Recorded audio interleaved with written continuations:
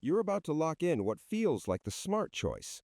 Lower risk, less volatility, peace of mind. It makes sense. You've worked too hard to lose it now. But there's a window, 12 to 18 months from now. That's when it starts. Not the losses, the doubt. You'll watch other portfolios move. Yours won't. You'll tell yourself you made the right call, but something will shift. You'll start checking more often, comparing more often, and that's when you'll be most likely to quit. Not because you're losing, because you're not winning fast enough, and you won't see it coming. There's one factor that determines whether you stay or leave during that window. You don't know what it is yet. Here's what actually happens after 50. You don't just change your portfolio, you change your relationship with time, and that changes everything. When you were younger, a bad year didn't matter. You had decades to recover. Now you don't. So you pull back. You go defensive. Bonds, dividend stocks, stability. It feels responsible. But here's the problem. You didn't just reduce risk. You reduced movement. And movement is what keeps you engaged. Let me explain why that matters. Most people think the danger of conservative investing is underperformance. It's not. The danger is boredom. Boredom leads to doubt. Doubt leads to comparison. Comparison leads to panic switching. And panic switching destroys more wealth after 50 than any market crash ever could. Here's the pattern. Year 1, you feel smart. Your portfolio barely moves during a downturn. You avoided the pain. You tell yourself you made the right call. Year 2, the market recovers. Your portfolio doesn't. You're up a little. Everyone else is up a lot. You start noticing the gap. You don't say anything yet, but you're tracking it. Year 3, the gap widens. Your friends are talking about their gains. You're not. You start researching. You find articles about what you should have done. You feel like you missed it. Now here's where it gets dangerous. You're not wrong about the numbers. You did miss some upside, but you're wrong about what to do next, because this is the exact moment most people make the worst decision of their investing life. They switch. They move from conservative to aggressive, not because the fundamentals changed, because their emotions did. And they do it at exactly the wrong time, after the run-up, before the pullback. This is not a hypothetical pattern. This is the most common way people destroy their retirement accounts after 50. Not by losing money, by switching strategies at the worst possible moment. And it starts with a choice that felt safe. Let me show you what's actually happening in your brain during this process. You're not being irrational. You're being human. There's a cognitive bias called loss aversion. It means losses hurt twice as much as gains feel good. After 50, this bias gets stronger, not weaker, because the stakes feel higher. You have less time to recover, so your brain overweights safety. It sounds smart, but here's the trap. Loss aversion doesn't just avoid losses, it makes you avoid regret. And regret doesn't come from what you lose, it comes from what you miss. When you see others making gains you didn't make, your brain registers that as a loss, even though you didn't actually lose anything. This is why conservative portfolios fail psychologically, not because they don't work, because they don't move enough to satisfy your brain's need for progress. And your brain will eventually force you to do something, anything, just to feel like you're not falling behind. Now here's the part most financial advisors won't tell you. The biggest risk after 50 is not market risk, it's behavior risk. Market risk is what happens to your money when prices move. Behavior risk is what happens to your money when you move. And you will move. Everyone does. The only question is whether you move at the right time or the wrong time. Most people move at the wrong time, not because they're undisciplined, because they picked a strategy that guaranteed they would move. They picked stability, and stability feels good for about 18 months. Then it feels like stagnation. Then it feels like failure. And that's when they panic. Here's what makes this worse. You're surrounded by noise. Market updates, news alerts, portfolio notifications. Every day you're reminded of what's happening. Every day you're comparing. And if your portfolio isn't moving, every day feels like confirmation that you made the wrong choice. This is the real cost of playing it safe. Not lower returns, lower conviction. You start questioning everything. Should I have taken more risk? Am I falling behind? Did I wait too long? Is it too late to change? And these questions don't make you smarter, they make you weaker, because doubt compounds faster than interest. And once doubt takes root, every decision becomes harder. Every downturn feels like proof you were wrong. Every upturn feels like proof you missed it. You're trapped, not by the market, by your own mind. So what do? You can't ignore this. You can't just be patient, because patience without a framework is just denial. You need something else, something that keeps you in the game during the 18-month window, something that satisfies your brain's need for progress without forcing you into bad decisions, something that works with your psychology, not against it. But here's the problem. Most people don't know what that is, and without it, they'll do exactly what everyone else does. They'll start safe, feel smart, then doubt themselves, then switch, then lose, and they'll never understand why. Because the mistake wasn't in the strategy, it was in not understanding what would make them quit. If this is making you rethink how you've structured your portfolio, leave a comment. I want to know if you felt this pull, the doubt that shows up just when you thought you made the safe choice, because what comes next changes everything, and you're not going to expect it. The factor you're missing is feedback delay, and it's the reason most people quit right before their strategy starts working. Let me explain what this actually means. When you invest, you don't get immediate feedback. You get delayed feedback, and your brain hates that. Your brain evolved to survive in environments where feedback was instant. Touch fire, feel pain. Eat food, feel full. Run from danger, stay alive. Immediate cause and effect. But investing doesn't work that way. You make a decision today, the result shows up in 5 years, maybe 10. And during those years, you get noise, daily price movements, monthly statements, quarterly comparisons, all of it meaningless. But your brain treats it like feedback. And when that feedback is flat, boring, or negative, your brain tells you to change course, even though nothing has actually failed yet. This is why playing it safe after 50 backfires, not because the strategy is wrong, because the feedback delay is longer than your patience. Here's what really happens with a conservative portfolio. Year 1, minimal movement. You feel fine. Year 2, still minimal movement. You feel concerned. Year 3, everyone else is up, you're flat. You feel wrong. But here's what you don't realize.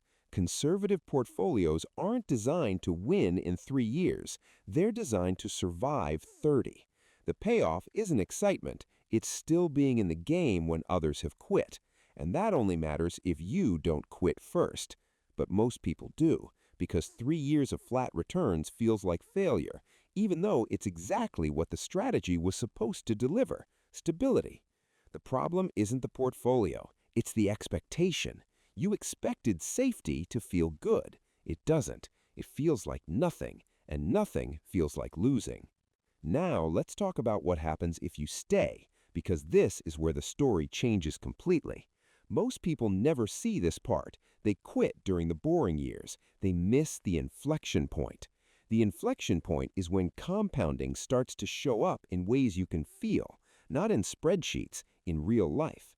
It doesn't happen in year 2 or 3. It happens in years 7 or 8, maybe later. And when it happens, it doesn't feel like progress. It feels like suddenly everything is easier.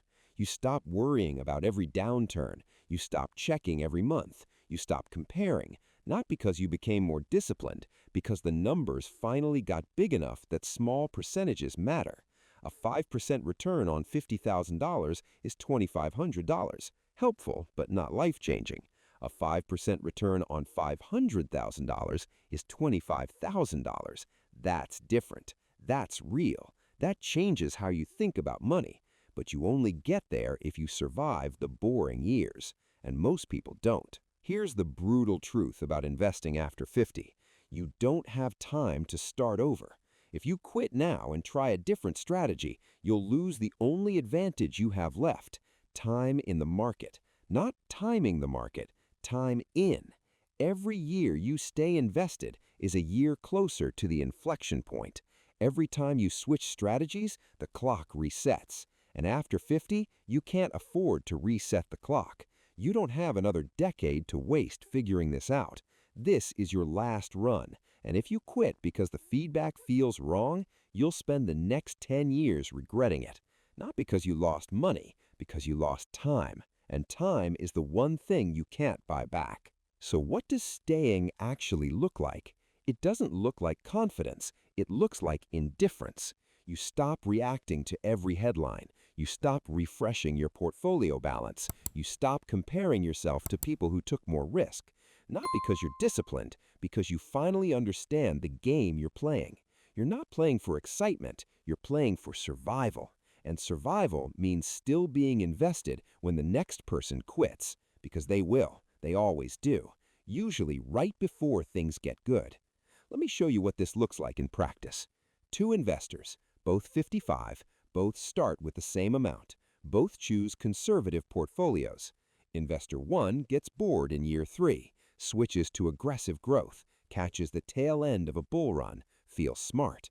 Then the correction hits, loses 20%, panics, switches back to conservative, locks in the loss, never recovers emotionally, spends the next 5 years second-guessing every decision. Investor 2 stays put.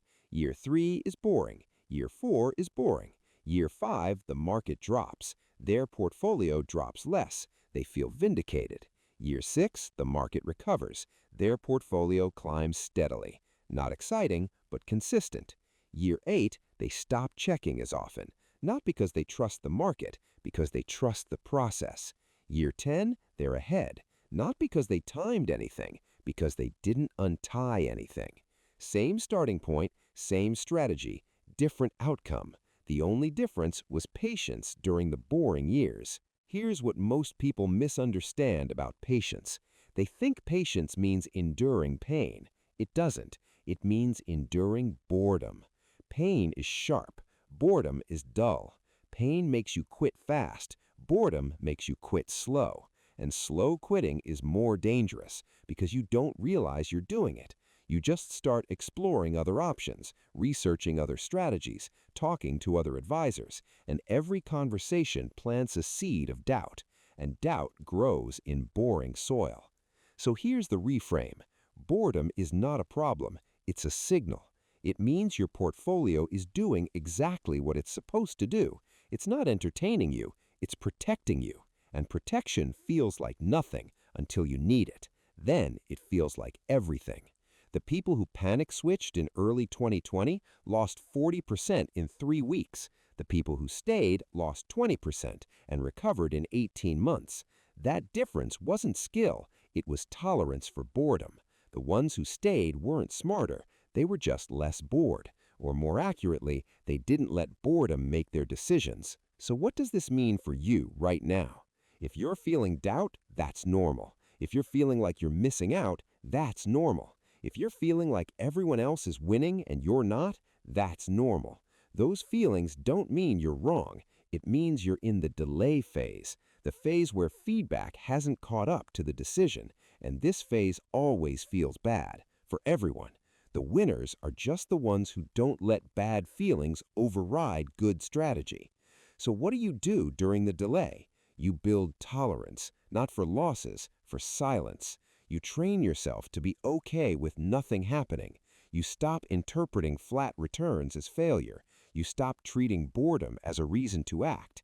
You accept that investing after 50 is not supposed to be thrilling. It's supposed to be boring, predictable, reliable. And if that sounds disappointing, good, because disappointment is cheaper than panic. Boredom is safer than excitement, and slow is faster than stopping and starting every 3 years.